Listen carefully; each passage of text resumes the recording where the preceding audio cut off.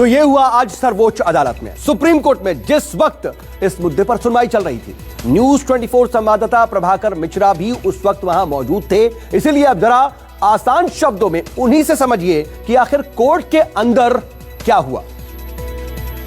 Supreme court को इस बात का एहसास था कि किसान प्रदर्शनकारी तीनों नए कृषि कानूनों को लेकर अड़े हुए हैं और इसीलिए सुप्रीम कोर्ट ने केंद्र सरकार से पूछा कि क्या कुछ समय तक, जब तक समाधान नहीं निकल सकता, इन नए कृषि कानूनों के अमल पर रोक लगाया जा सकता है। केंद्र सरकार के वकील ने कहा कि फिलहाल वो ऐसा नहीं कह सकते, लेकिन सरकार से पूछकर कोर्ट को इस बात की जानकारी देंगे। दरअसल सुप्रीम कोर्ट की टिप्पणियों पर भारतीय किसान यूनियन के वकील एपी सिंह ने भी अपनी प्रतिक्रिया दी है। उन्होंने क्या कुछ कहा वो सुनवाते हैं।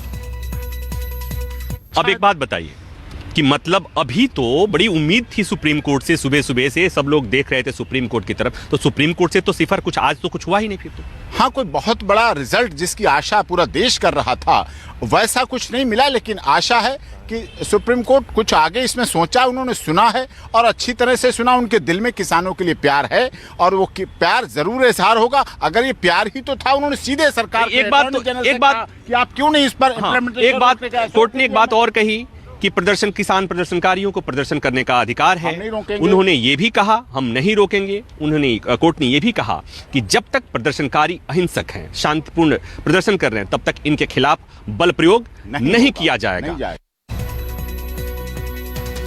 इधर सुप्रीम कोर्ट की सुनवाई पर किसान नेताओं का क्या कुछ कहना है, उनका क्या रुख है, जरा वो भी सुन लीजिए। सुप्रीम कोर्ट ने जिस तरीके से कहा है कि सड़क ब्लॉक नहीं कर सकते, रास्ता बंद नहीं कर सकते, तो कमेटी बनाने की बात कही। हाँ, ठीक कहा सुप्रीम कोर्ट ने। हमने क्या रास्ता बंद कर रखा, चल रहा रास्ता तो बंद करते ही नहीं हम कभी भी। भाई रास्ता तो बंद पुलिस करे, बैरिकेटिंग क्या भारतीय किसान यूनियन लिख के रास्ता रोक रखा, हमने रास्ता जाम कर रखा। दिल्ली पुलिस लिख रही, उत्तर प्रदेश पुलिस लिख रही, पुलिस रोक के रास्ता, तो हम तो नहीं रोकते। सुप्रीम कोर्ट ने कहा है कि जल्द से जल्द निर्णय निकाला। हाँ, निर्णय ठीक कहा उन्होंने कि निर्णय निकाल लो, इसका बहुत दिन हो गए।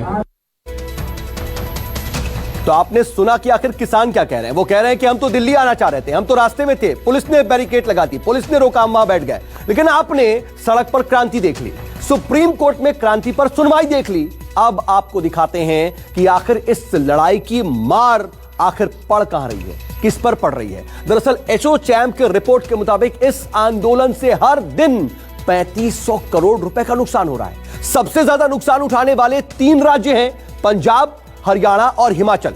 इसके बाद कन्फेडरेशन ऑफ इंडियन इंडस्ट्रीज के मुताबिक हाईवे रोकने से ट्रांसपोर्टर्स को भी भारी नुकसान हो रहा है। जरूरी चीजें इधर से उधर नहीं जा पा रही, माल ढुलाई खर्च में भी 8 से 10% तक का इजाफा हो गया है।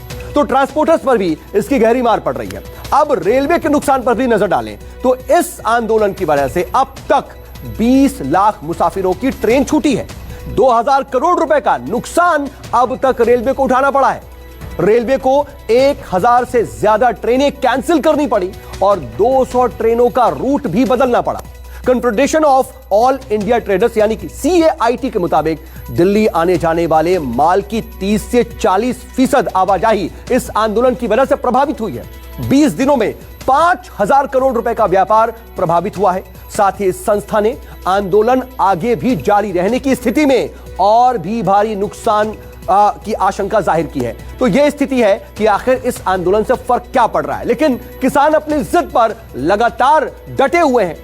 सुप्रीम कोर्ट में सुनवाई भी हो रही है, लेकिन प्रधानमंत्री नरेंद्र मोदी भी किसानों को मनाने के मिशन पर हैं। प्रधानमंत्री नरेंद्र मोदी लगातार अपने बयानों, संबोधनों के जरिए कृषि कानूनों पर समाधान निकालने की कोशिश कर रहे हैं। शुक्रवार को भी पीएम मोदी मध्य प्रदेश के किसानों से वर्चुअल संबोधित करेंगे। लेकिन इसके साथ ही अब उनका प्लान अन्नदाता बुकलेट भी सामने आया है। तो आखिर क्या है पीएम मोदी का यह प्लान, जरा यह भी देखिए। जब तक दुखी किसान रहेगा, किसान को अब नए विकल्प भी मिले हैं, लेके रहेंगे। अब ये सभी दीवारें हटाई जा रही हैं। किसान अड़े हैं, बॉर्डर पर मजबूती से खड़े हैं, लेकिन पीएम मोदी और उनकी सरकार भी हाथ पर हाथ धरे नहीं बैठी है। प्रधानमंत्री मोदी अन्नदाताओं को मनाने में दिसंबर क्रांति को खत्म करने में जुटे हैं। पीएम मोदी खुद एक्शन में हैं। 4 बार कृषि कानून पर अपने मन की बात कह चुके हैं, कभी कच्छ की जमीन से तो कभी काशी की पवित्र धरती से। पीएम मोदी किसानों का कंफ्यूजन दूर करने की कोशिश कर रहे हैं तो उनके मंत्री अन्नदाताओं से मुलाकात और बात के जरिए समाधान निकालने में जुटे हैं। पीएम मोदी ने अब किसानों के लिए बुकलेट निकाली है जिसमें किसानों के हर सवाल का जवाब देने की कोशिश की गई है। कृषि कानूनों को लेकर किसान डटे हुए हैं तो मोदी सरकार भी एक्शन मोड में है।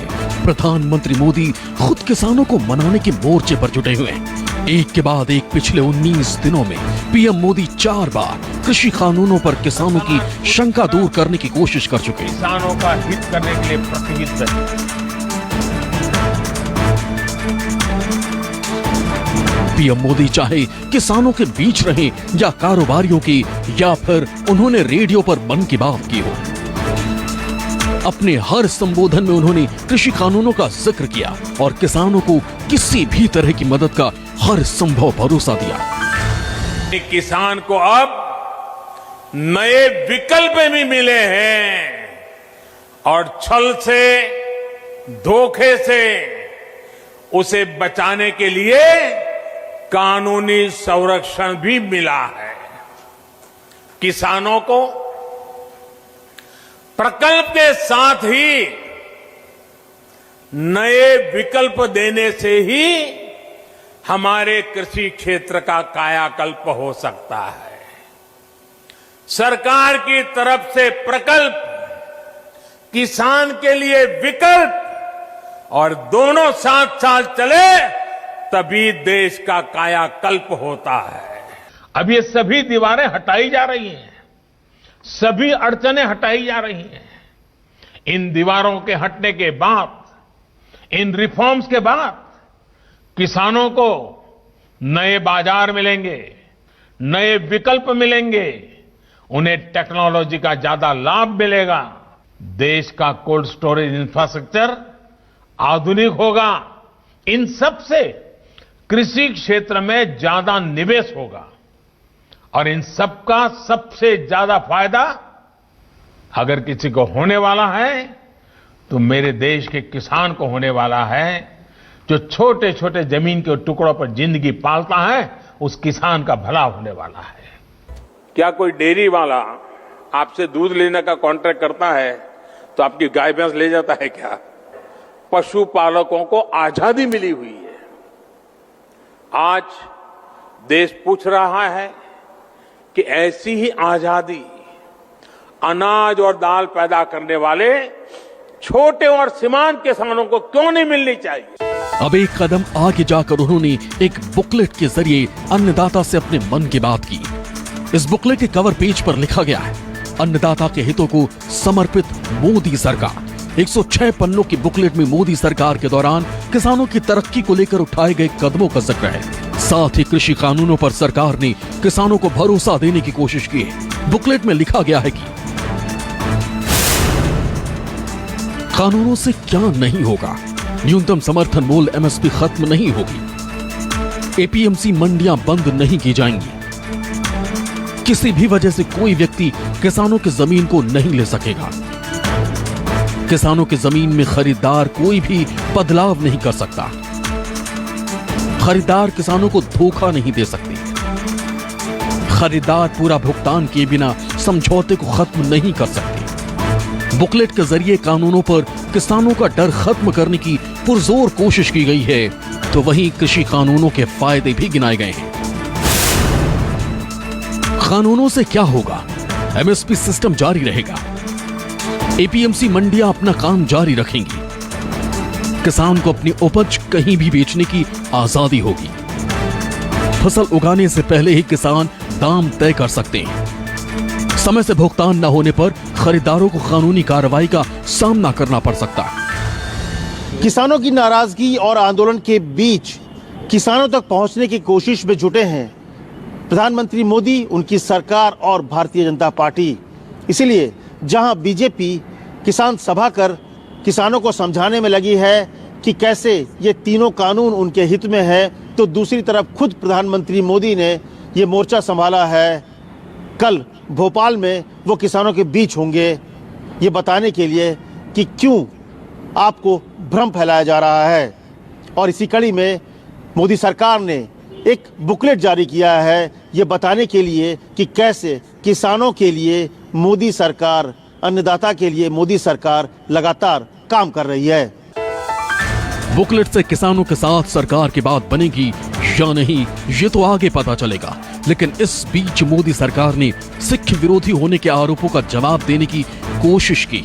मोदी सरकार ने सिख समुदाय से सरकार के संबंधों को लेकर भी एक बुकलेट जारी किया है। इसके पीछे वजह यह है कि कुछ पार्टियों ने किसान आंदोलन के दौरान सरकार पर सिख विरोधी होने के आरोप लगाए थे। कानूनों को लेकर मुख्य रूप से पंजाब हरियाणा के किसान सड़कों पर हैं और इस आंदोलन में यह भी बताया जा रहा है कि कैसे सिखों के खिलाफ नरेंद्र मोदी हैं, मोदी सरकार है। यही वजह है कि मोदी सरकार ने एक बुकलेट जारी किया है ताकि ये बता सके कि मोदी सरकार और सिखों का पुराना रिश्ता है और जो सिख हैं उनके साथ, उनके हितों के लिए मोदी सरकार लगातार काम कर रहे हैं। कृषि कानूनों पर एक तरफ पीएम मोदी समेत पूरी केंद्र सरकार एक्शन में है, तो वहीं बीजेपी भी किसान आंदोलन और चौपाल के जरिए कानूनों के हित में माहौल बनाने की कोशिश कर रही है।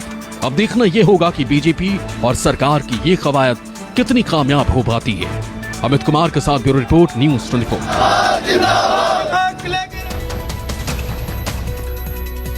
तो आपको हमने दिखाया कि कैसे प्रधानमंत्री नरेंद्र मोदी खुद किसानों को मनाने के मोर्चे पर डट गए हैं। लेकिन प्रधानमंत्री मोदी ही नहीं बल्कि केंद्र सरकार के तमाम मंत्री और बीजेपी के मुख्यमंत्री भी इस मिशन में एक साथ लगे हुए हैं और लगातार कोशिश कर रहे हैं किसानों को समझाने की भी और कृषि कानूनों के फायदे बताने में भी। जब तक कानूनी बंधन नहीं टूटेंगे तब तक इनका लाभ किसान को नहीं मिल सकता और इसलिए ट्रेड और कॉमर्स के लिए कानून बनाया गया, क्रॉप कॉन्ट्रैक्ट के लिए कानून बनाया गया और एसेंशियल कमोडिटी एक्ट में संशोधन किया गया। प्रधानमंत्री नरेंद्र मोदी जी ने एक सीमा उसमें देखी, भले ही राज्य अपने कानून बदल दे लेकिन वैश्विक मार्केट में, ग्लोबल मार्केट में जाने के लिए इंटरस्टेट मूवमेंट के लिए और आवश्यकता है। वन नेशन वन मार्केट जो ग्लोबल कंपटीशन कर सकता है। क्या हम नहीं चाहते हैं मध्य प्रदेश की किसान हो, यूपी की किसान हो, कर्नाटक की किसान हो, महाराष्ट्र की हो, उसकी उपज ग्लोबल मंडी पे जाए? भाइयों बहनों, आप सब जानते हैं कि प्रधानमंत्री मोदी जी ने भी और केंद्रीय कृषि मंत्री जी ने बार बार कहा है कि कृषि संबंधी सुधार के लिए जो कानून भारत सरकार ने बनाए हैं यह किसानों की जमीनों को किसी को भी कब्जा करने की छूट नहीं देती है। मंडी समाप्त करने की कहीं कोई व्यवस्था नहीं, मंडी तो ये चलेंगे ही, लेकिन एक निजी क्षेत्र में मंडी एक स्वस्थ प्रतिस्पर्धा को बढ़ाने के लिए प्रारंभ किया जा रहा है जिससे किसानों को ज्यादा दाम मिल सके। किसान अपनी उपज को मंडी के अलावा अगर कहीं बाहर बेचना चाहेगा उस पे किसी भी प्रकार का कोई टैक्स नहीं लगेगा। यह गारंटी देने की एक व्यवस्था इसमें की जा रही है। मेरे बहन और भाइयों, आज विरोध हो रहा है मोदी जी का, भ्रम फैलाया जा रहा है, झूठी अफवाहें फैली जा रही है और ऐसे ऐसे लोग घुस गए किसान आंदोलन में जो देश के हितों के खिलाफ काम कर रहे हैं। तो ये है पूरी स्थिति। लेकिन तमाम मंत्री तो लगे हुए हैं, लेकिन इस बीच कृषि मंत्री नरेंद्र तोमर ने किसानों को जो 5 पन्नों की चिट्ठी भेजी है उससे भी कुछ उम्मीदें बढ़ गई हैं। लग रहा है कि कम से कम किसानों और सरकार के बीच का जो डेडलॉक है वो खत्म हो जाएगा और आने वाले वक्त में कम से कम बातचीत एक बार फिर से शुरू हो सकती है। हो सकता है कि किसान इस पर माने, ये देखने वाली बात होगी। लेकिन न्यूज़ 24 लगातार किसान आंदोलन और किसान क्रांति से जुड़ी हर एक तस्वीर आप तक पहुंचाता रहेगा और सबसे सटीक और सबसे विश्वसनीय विश्लेषण हम ऐसे ही करते रहेंगे। एक छोटा सा ब्रेक लेंगे, बने रहिए न्यूज़ 24 के साथ।